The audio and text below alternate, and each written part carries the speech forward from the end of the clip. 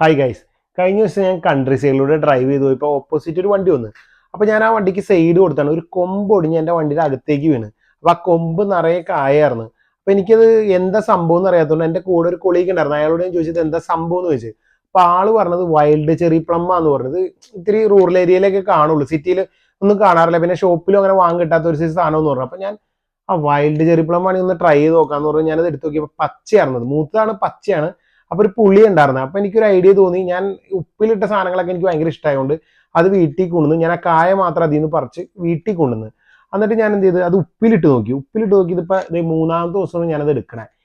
ഞാനത് കഴിച്ചു നോക്കി. അപ്പൊ നമ്മുടെ നാട്ടിലെ ലൂബിക്കയില്ലേ, അതേ ടേസ്റ്റ്, അകത്തൊക്കെ അതേ മൊത്തത്തിലെ ടെക്സ്ചറും എല്ലാം അതുപോലെയാണ്.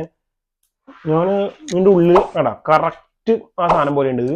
അപ്പൊ എല്ലാവരും ഒന്ന് ട്രൈ ചെയ്ത് നോക്കുക. നിങ്ങൾ കൺട്രി സൈഡ് ആണ് നിങ്ങളുടെ വീടിങ്, ഈ ചെറിയ എല്ലായിടത്തും ഉണ്ടാവും.